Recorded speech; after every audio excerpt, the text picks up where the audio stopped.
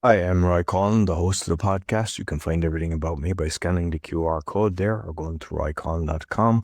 And you'll find my six podcasts, the Podfather, helping people become podcasters, the Awakening, exposing fraud and corruption, but with solutions, the Crypto, all things blockchain technology, meditation podcast, speaking podcast, and the Learn Polish podcast. You can also help the show by actually making a donation, visiting the store, or helping my sponsors. I hope you enjoyed this week's show.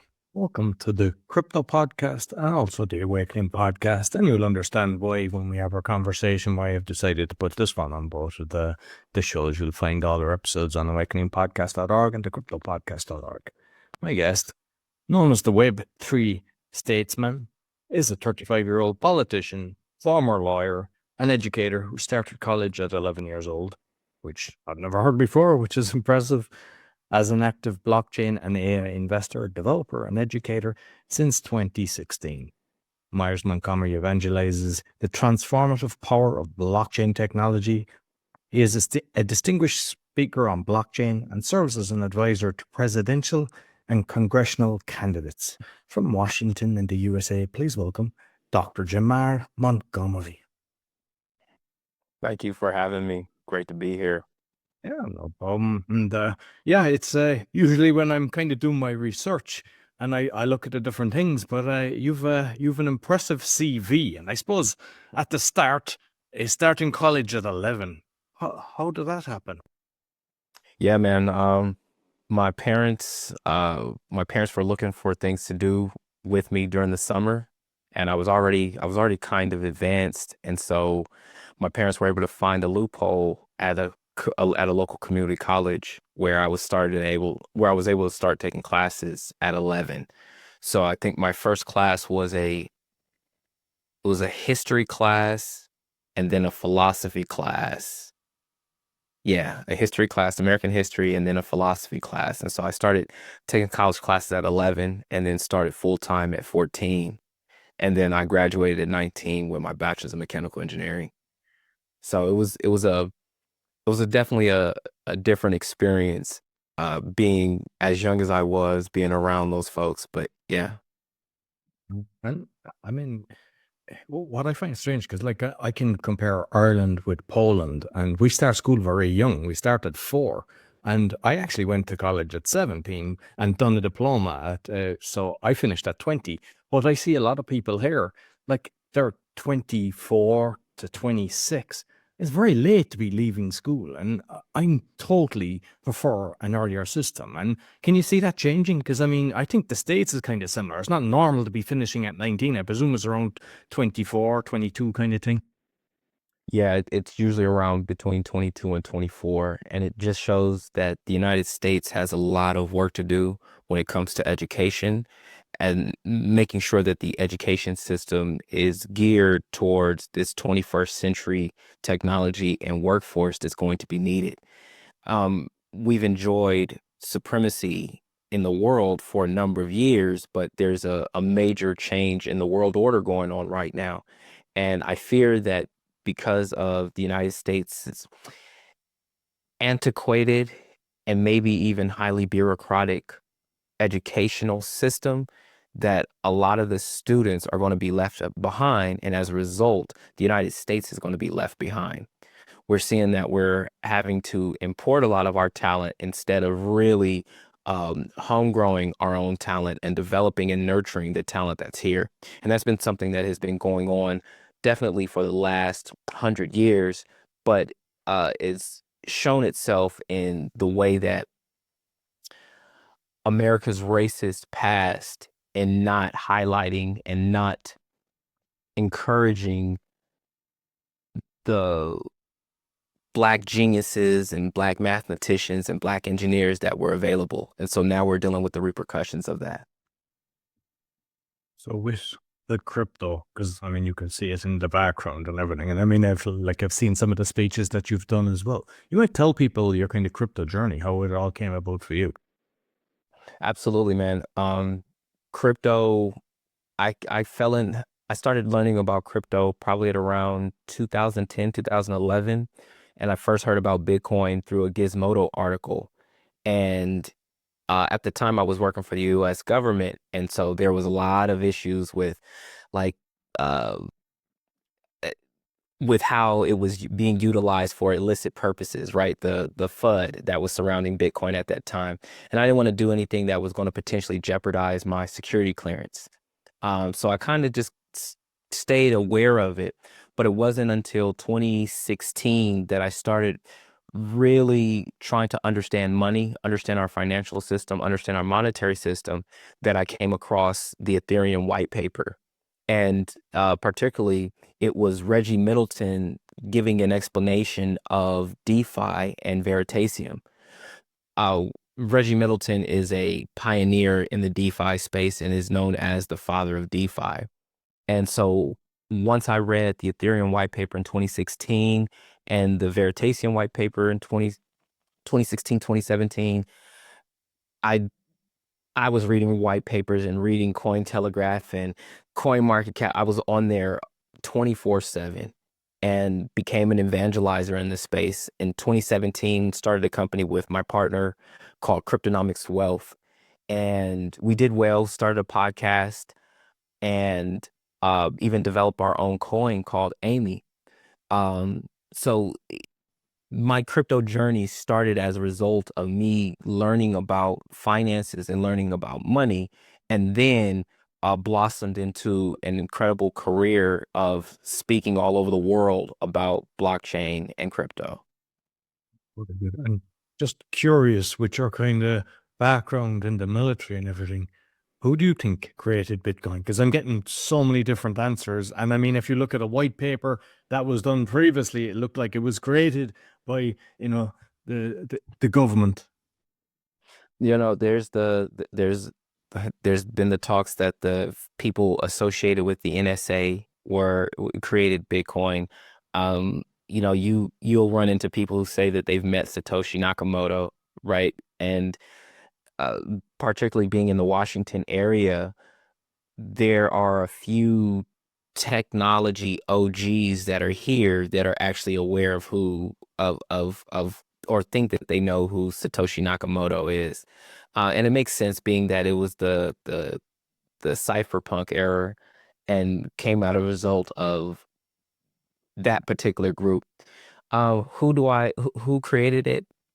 I don't know, right? I don't know who Satoshi Nakamoto is, but what I can say is that we are in an era where so many people who would have been nobodies, or so many people who were looking for an opportunity, crypto has created that opportunity for them and allowed them to be household names. And I think that's absolutely incredible. No. Hedera. I mean, that's something that you've been involved in, and I hadn't heard of that before. So you might let people know what exactly it has and what's the advantage of it. Absolutely. So Hedera is one of those blockchain or DLT. It's technically not a blockchain, but that's neither here nor there. But Hedera is one of one of the protocols that I am most excited about. Like when I first got into crypto, Ethereum is what just blew my mind, because I saw this as a distributed computer, a distributed operating system, right? That also had its own financial layer. And now with Hedera, it is now taking that distributed operating system to a whole new level, where you now have a metadata rich environment that makes it easier for integration with AI. And that right there, I believe, is the catalyst for explosion in the blockchain space. Is that AI AI is the peanut butter, and well, blockchain is the peanut butter and AI is the jelly. And when you bring those two together, you have something amazing that happens. Blockchain provides the structure, AI provides all the necessary sweetness and insights that you normally wouldn't have been able to get with other blockchains. So I got involved with Hedera. I've been watching Hedera since 2018, 2019, when I first saw some lectures by Dr. Lehman Baird, who's the co-founder of Hedera, um, only to end up being asked by Dr. Lehman Baird to be on a panel on a Hedera panel during the World Economic Forum last year in Davos, Switzerland. So part of my journey has been recognizing and understanding these technologies and then becoming an evangelist of those technologies and later speaking on those technologies. Like I remember being back in, what was it, Consensus, when Consensus used to be just a part of South by Southwest, and it was just a little hub of South by Southwest, and being able to walk up to Joseph Lubin and ask him questions, right? Try doing that now. Try being able to see some of these people now. And so where Ethereum is at, you're going to see H bar take off even more because they're focused on trying to be the blockchain of enterprises. With the way, the bull and bear markets all the time. Like, people are thinking now that it won't, like, say, Bitcoin or the ones that they have the ETFs on, won't be the same because you have the likes of BlackRock holding so much and they're not going to sell it. So you won't have the major fluctuations like you saw before. Just curious, is that what you think of that? Is that what you see happening? And how do you feel about the likes of BlackRock, that they have so much shares? Well, the big boys have been saying that they weren't going to get into it for years while they were all quietly getting into it. And so what we should really pay attention to is the relationship between BlackRock and the large mining groups and the large mining pools. That's something that really hasn't been investigated in. Why? It's the mining pools that control literally the supply of Bitcoin. So we haven't really paid attention to that. The fact that Fidelity Investments has been experimenting with Bitcoin since 2013. They used to use it in their cafeteria, that kind of thing. The fact that JP Morgan has talked about blockchain and crypto, but they've been involved with Ethereum since 2016, 2017. Um, when we talk about price stabilization, when we're talking about price stabilization of some of these major cryptos like Bitcoin and Ethereum, um, the price stabilization is important for their risk management. However, when you start to look at grayscale investments, or you start to look at some of these other crypto focused hedge funds and looking at what they're invested in and recognizing that usually that these venture capital firms, these hedge funds, they're looking for 10 to 50x returns on their money.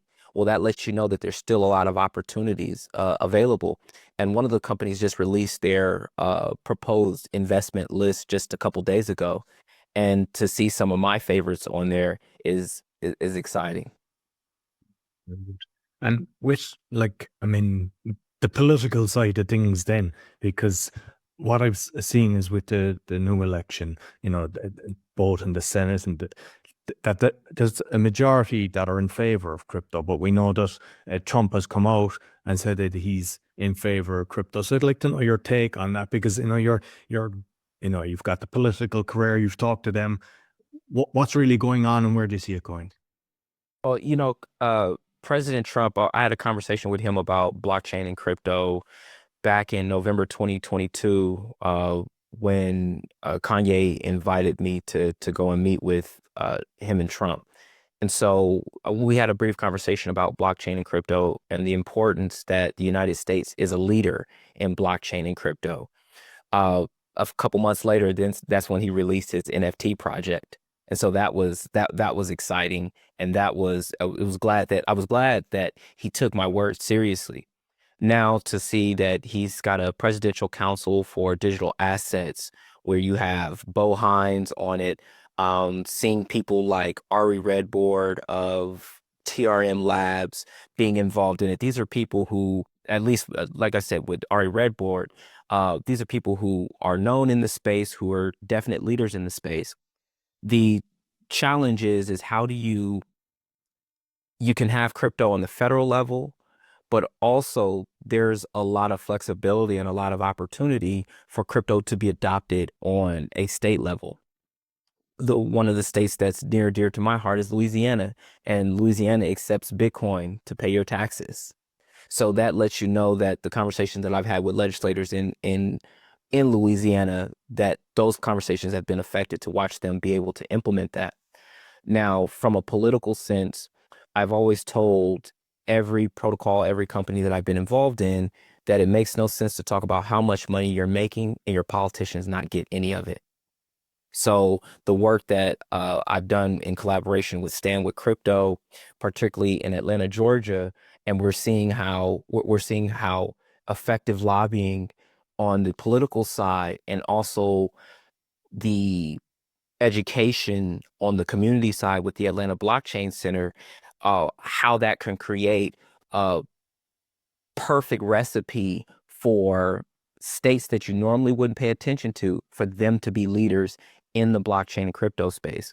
You know, Wyoming has the digital assets, has a digital asset framework and trust framework. So these places, these different states are recognizing that there's opportunities for them to be leaders in, but it really takes for us as crypto people to elect the right leaders and also to write the policies for our politicians and then have them present that to the state houses and also in Congress. And just curious your thoughts on, because if we look at the way society is, the world, not just in the States, but all around, it's just getting worse and worse. And usually the big boys, they've got the printing press, they're controlling everything. I mean, they're buying the like it's happening in America, it's happening in Ireland, it's happening everywhere. They're buying all the property, so then the rents are going through the roof. So you've people in their 40s, they can't even buy their first house. Whereas, in my generation, like when I was in my 20s, people were buying houses in their 20s. Can you ever see a situation where it's not connected to the fiat, that somebody can create like a crypto that, like, say everybody gets 1 million and nobody gets to a certain level where you've got, the billionaires? I don't see that happening. I don't see that happening. I see that Bitcoin being the first truly global currency. It being the first truly global currency. It is done more in the last 12, in the last 15, 16 years than the United States dollar has done in the last 40 years, or excuse me, in the last 70 years. The reason why that's been able to happen is because of the internet and because of this particular technology. Now, governments are all trying to gain power and keep power over their citizens, but there's this balancing act, there's this back and forth that they're having on how do I allow myself to be a leader in this place, in this particular space, but also how do I maintain control over it? And that whoever is leaning more on the fact of allowing for innovation in the space is going to win in terms of being a leader, whereas those that are more concerned about how to control it are going to have greater regulatory protections, and frameworks that allow for it to be inculcated and introduced into their traditional finance systems.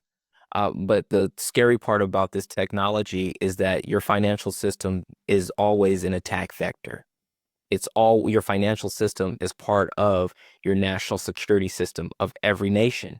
And the thing about a national currency is you control it. But whereas with something like Bitcoin, you as a nation don't control it. All you can do is maybe regulate the flow of it, but you cannot control it.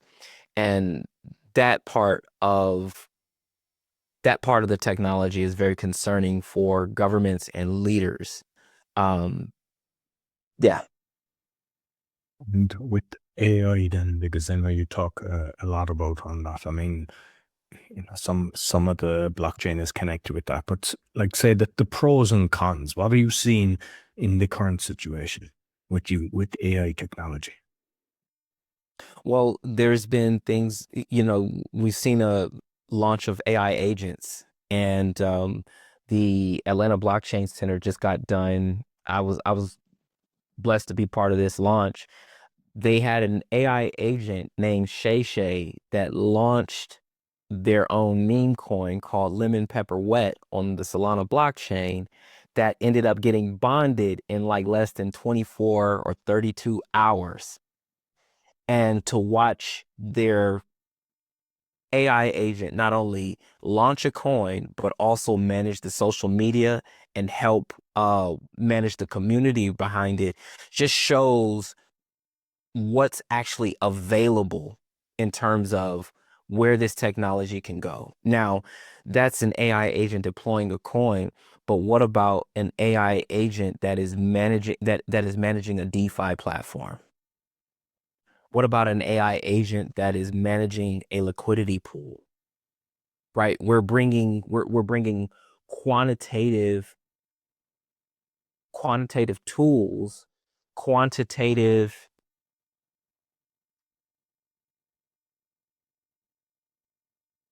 quantitative tools, quantitative mindsets, quantitative apparatuses to blockchain. And now where can these things go? The first thing that we always focus on is on finance and on money. But how do we utilize AI agents to gain greater insights from our data, right? To see what TRM Labs and Chainalysis does with AI agents in tracking terror financing is something that's going to be very interesting to watch. To see how um, taxing and regulatory agencies are going to be utilizing AI in blockchain is going to be something that we're going to have to keep an eye on. So I'm excited about the use of AI. I'm always for break things, move fast and break things. And when we fix it, we usually fix it better. But at the same time, what we're worried about with AI is fraud. We're worried about bad actors. And in all actuality, we're more afraid of a good person going bad using AI than we are of a bad person doing something bad with AI. The reason why is because it's predictable. When we know a bad person, we know that they're going to do bad things with AI, but it's highly unpredictable when we see a quote unquote good person turn bad utilizing AI.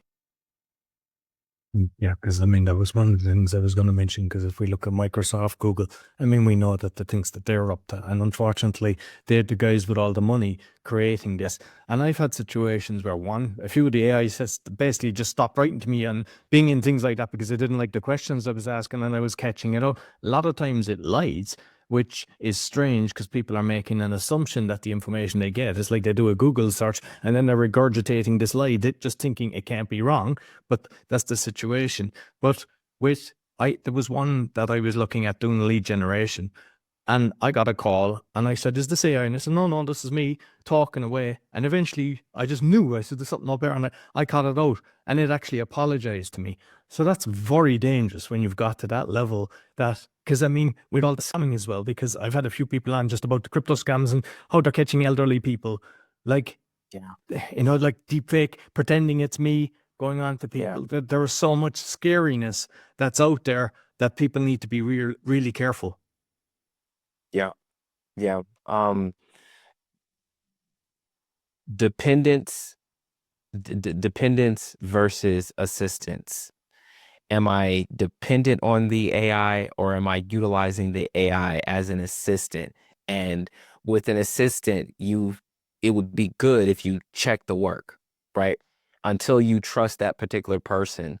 And we have to look at AI as our employee. Our employee is extremely smart, but the hallucinations that it may give, right? We might think that that's actually a feature. It's not a glitch. It's a feature. Why? You're asking something to calculate the probability of the next word based upon the words, the inputs that you've given it.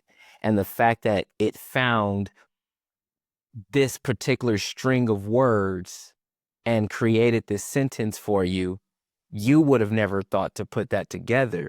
But in some probabilistic sense, those words are supposed to go together. Now, once again, when people talk about AI is going to take away people's jobs and things like that, it's going to transform jobs. So when you just because you have AI is like a butterfly.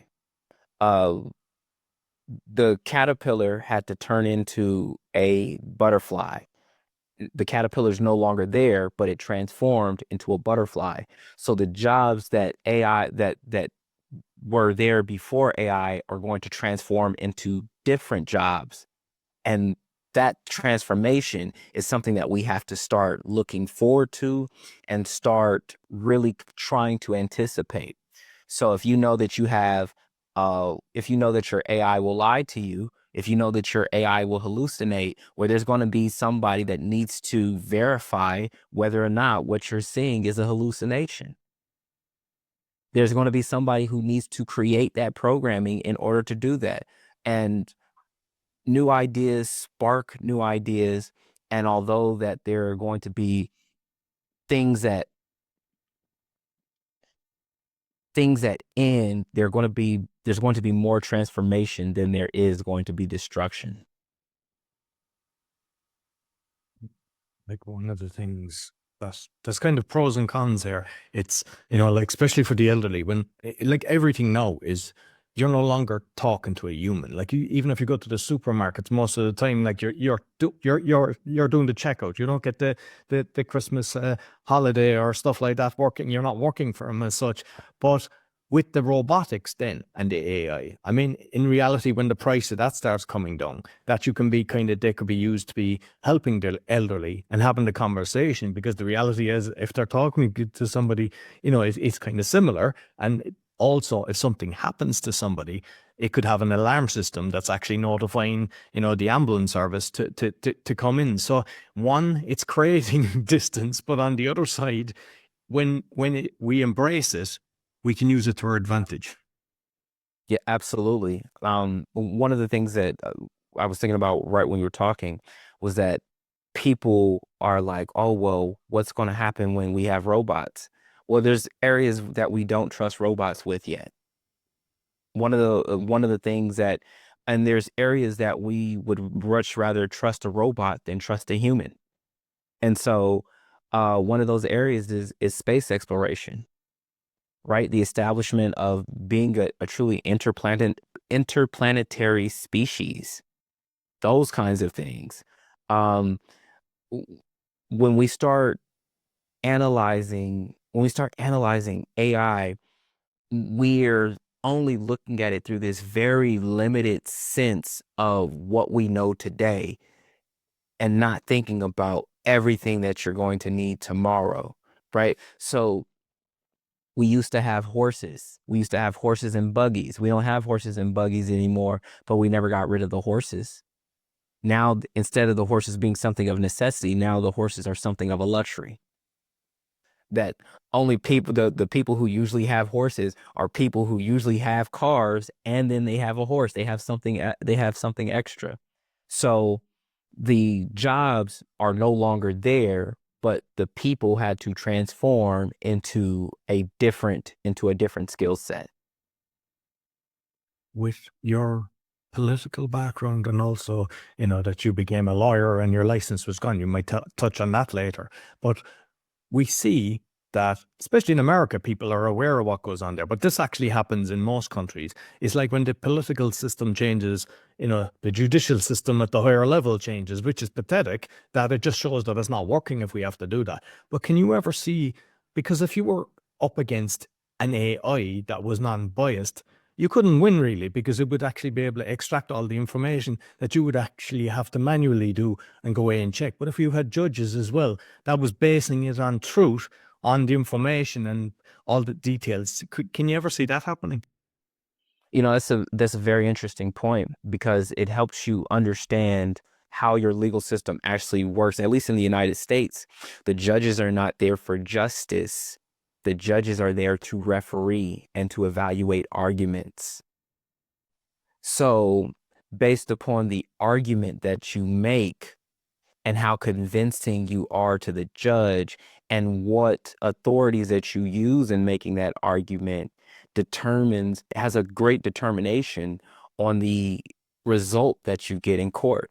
So when people say, well, I got screwed in court, yes, you got screwed in court because you want your judge to be unbiased. You want your judge to be unbiased, which requires for you to make the best and better arguments. And that part is scary, because in the sense of, you really don't have eh, you really don't have access to the legal system like you really should. So should um, pro se litigants, people who don't have lawyers, should they be able to utilize AI to help them make arguments against the state when the state is on is on the opposing side? That would be something interesting. Uh, would it would an AI do more harm than good? That's a real good question to ask. But being able to have an AI lawyer or an AI assistant that will help you make your arguments, or suggest that you do certain things, or suggest, hey, this is what the next process is. I think that is very empowering to people. Now, the question is are the people who, at least in the United States, have the power, are they going to utilize their power and push their politicians to ask that they have better access to legal resources through AI? That's a real question. With NFTs, because I know you're heavily involved with NFTs, and that was something that at the start a lot of hype about it, and then it was kind of dumb. But the reality is, with when there's proper utilities and everything, it can be, and even for collectors as well, if you get it. Because I mean, people collect, shoes, they collect badges, they collect stamps. So when you get the collection side of things, but like, where do you see it going? Because it's had its own kind of roller coaster as well. So like the fact that you're so close to what's happening in the market now with the NFTs. So for NFTs, I'm a utility guy. I'm a utility and I'm a community guy. Um, I see NFTs. I see NFTs through the lens of community and rewarding loyalty. And instead of NFTs being the new membership card, in addition to tokenization of real world assets. So the non-fungible tokens, right? The dynamic NFTs being a rise in dynamic NFTs, also being a rise in real world asset tokenization, and a simplified user experience of NFTs for uses of tracking community and rewarding loyalty. That's where I see NFTs being at. Once again, the whole craze of buying the Bored Apes and all of that, it made sense when you started to see that, oh, you were buying membership into a community, and that community was throwing parties. And instead of, if you owned a Bored Ape, you were able to go to certain events, and there were high profile people at those particular events. So it was as similar as having a membership to a very exclusive gym or exclusive club, just now adding technology to it and being able to do it in a decentralized way, and that the people that are members are all over the world and come from and have a similar background or at least a similar passion in crypto. You've seen Because I know there's a lot of people working on different things, and it's very hard to stay on top of everything. But that the masses would actually be able to embrace blockchain, because I mean, there's so many people have lost millions. Even like Mark Cuban got caught. There's so many scams out there. So then people are terrified. Can you see technology simplifying it, but in a way that's safer? Absolutely. Absolutely. Um, it, it, when we make the wallet infrastructure simpler in terms of Tezos did something a while back that I loved, and it was a single sign-on wallet utilizing SSO technology, being able to have single sign-on technology for your wallets. That is groundbreaking, because then you move it from, it becomes Web 2.5. Web 2.5 getting you to Web 3.0. We have the Web 2.0 aspect of it, of the single sign-on, and bringing that to the blockchain. Uh, when dealing with scams, we looked at writing legislation about implementing KYC for anybody that created an NFT project. And what that would do was giving people the ability to sue people when there was a rug pull, like the Hop Tua girl, right? Luckily that she's a influencer, not difficult to find. But what about the people that are all over the world, and being able to create the mechanisms for getting recourse against them? And why do I say that? Uh, in the crypto community, there's this ethos. There's this ethos, and rug pulls and scams are should be frowned upon. And we should say, all right, if you abide by this ethics, this code of ethics, you're protected. But any time that you violate that code of ethics, we're throwing you to the wolves. And because I had heard about the Hawk 2 girl, and but is there any update on that? Are they doing anything? Because there was so many opinions. It was like, if you started investing with somebody and how she became famous, that's on you. But at the same time, just the way so it looked, just from me listening in, it looked like she hadn't a clue about crypto, and it was like somebody basically used her influence and her database of people to launch this, and she was obviously getting the cut, because when she was called out, when it was live, you could kind of see that she didn't really know what she was talking about, and then they jumped in. So like, is there anything going to happen to her? What's the latest on that? I mean, not that I know of. Not that I know of. I just recently found out about a popular internet character named Charleston White that just got done launching a coin. And he talks so bad about crypto, and then for whoever on his team to finally convince him to launch his coin, and it's a stupid name. I understand the name because it's on brand for him, but it's still a stupid name. And then the fact that he has absolutely no idea about crypto. But once again, these are people who are making money off of their influence and off of their name. Uh, and I'm all for people making money off their name and influence, but do it in a responsible way that respects the code of ethics of the community. This isn't just about money. This is about freedom. This is about independence. This is about um, becoming your own bank and self-sovereignty, and being able to help others get into the space.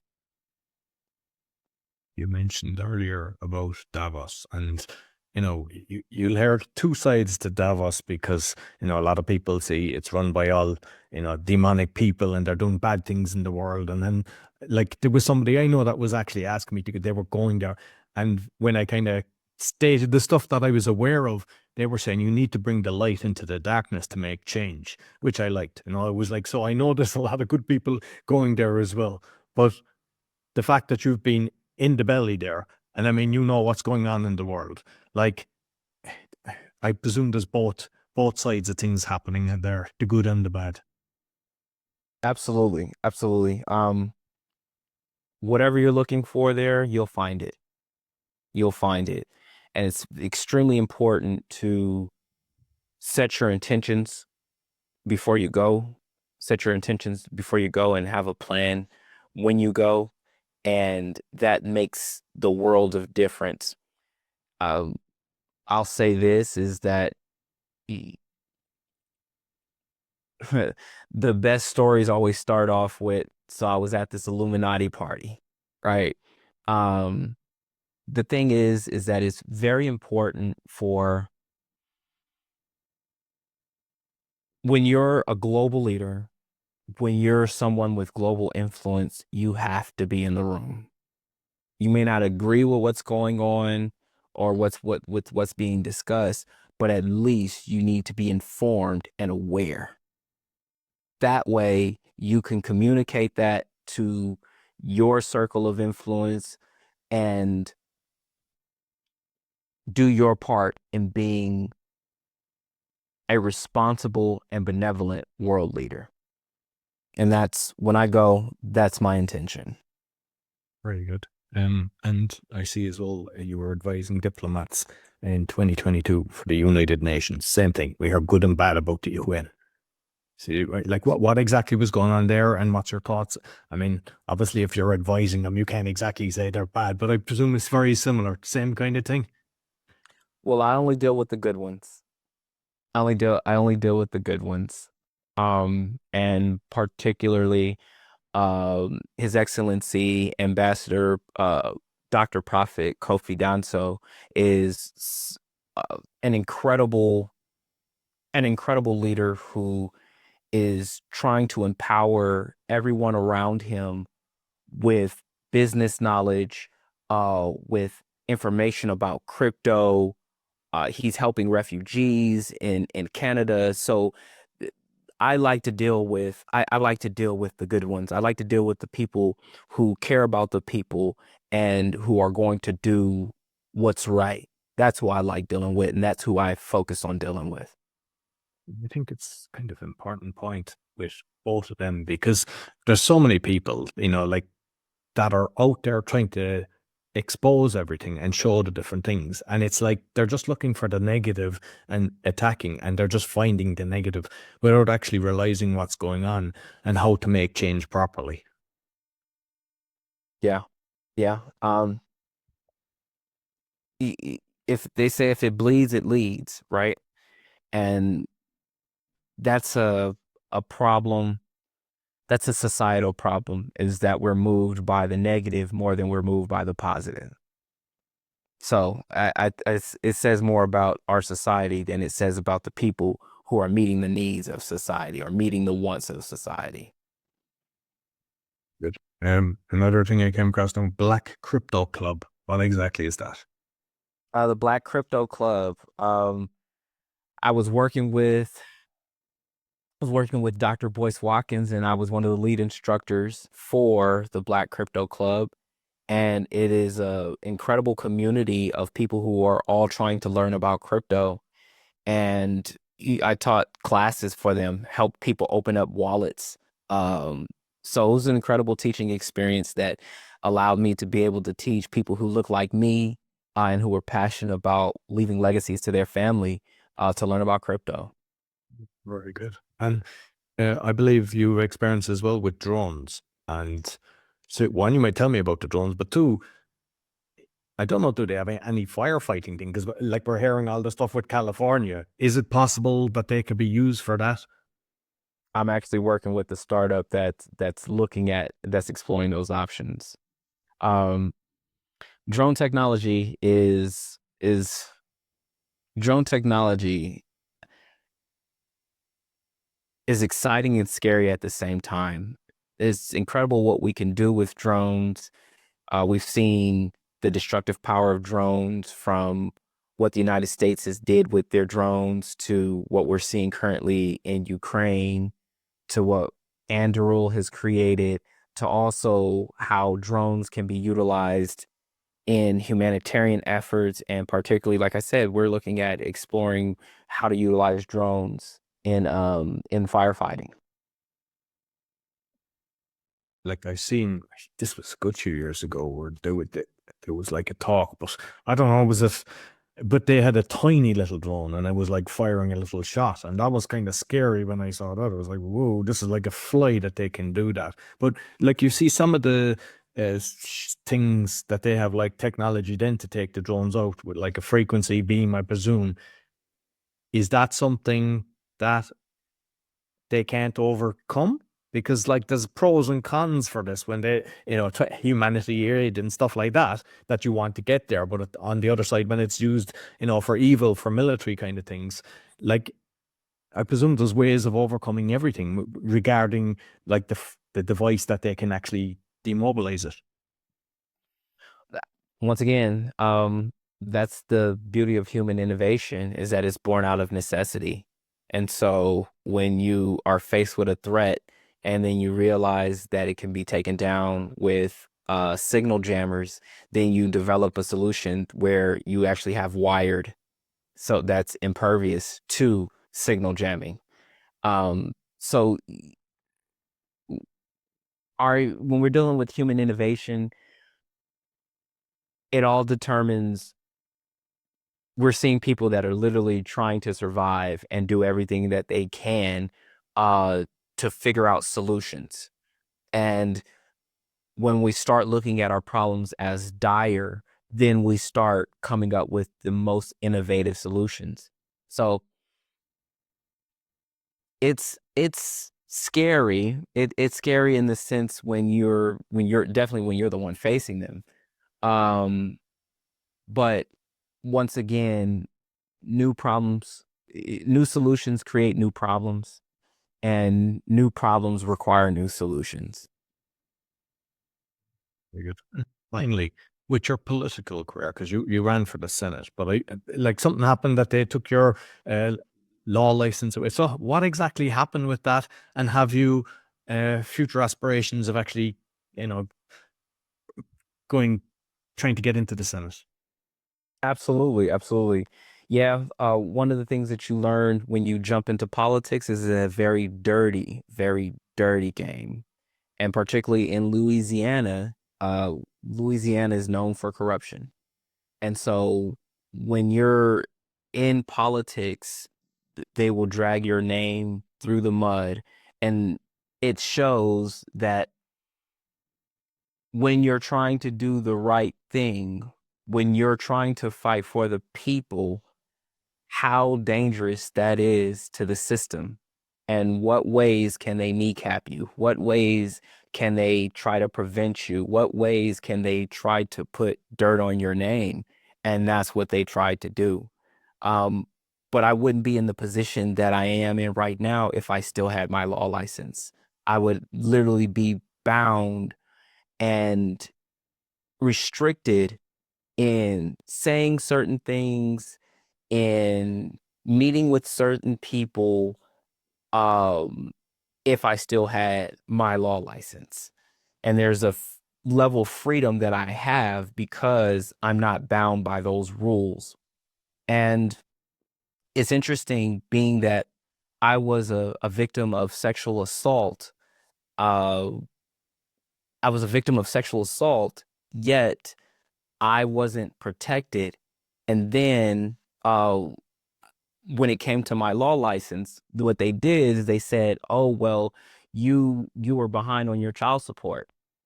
Well, the reason why I had child support was because the woman that I ended up having a child with was 9 years older than me, and I was 17 when she first started messing with me, and she was 26.